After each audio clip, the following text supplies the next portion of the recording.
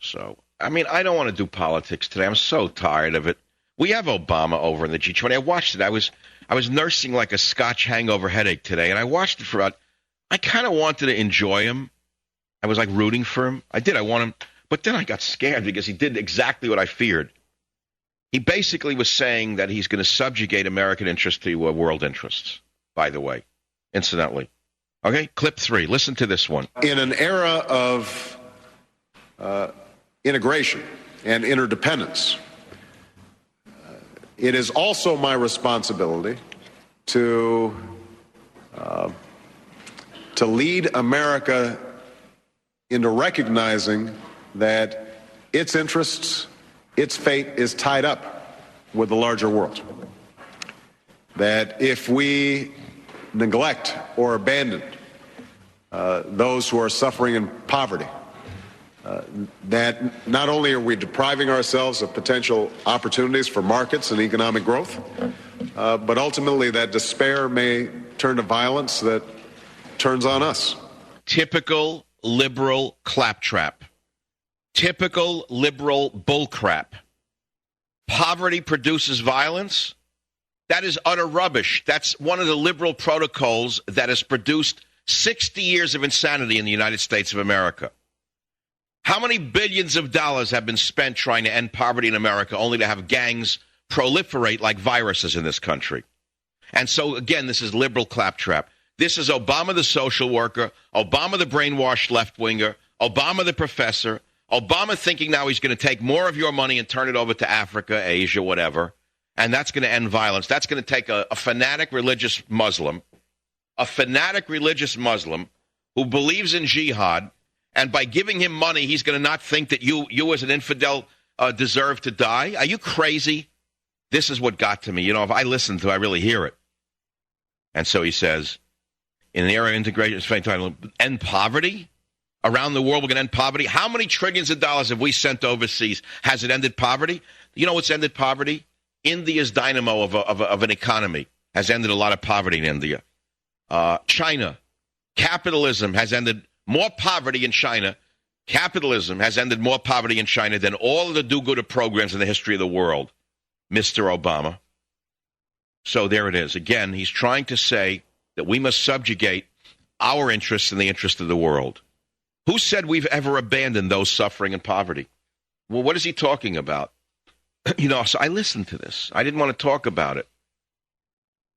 I didn't want to do it, but of course I have to do it.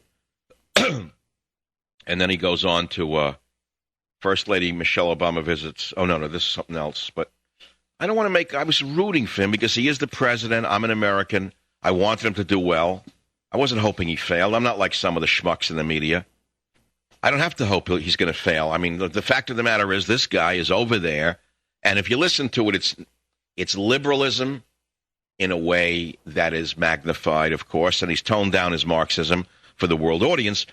But the subtext is neo-Marxism again. To each, how does that Marxist, the phrase go, the early Bolsheviks?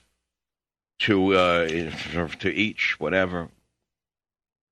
To each, from each according to his means, to each according to his needs. That means take from those who have and give it to have those who don't have. That's straight out robbery and income redistribution. It's a tenet of Marxism. To each according to his means, meaning tax you to death, and for each according to his needs. In other words, the bum in the street, the crackhead, should get your money so he can go buy more crack and a new Chinese car. Are you crazy?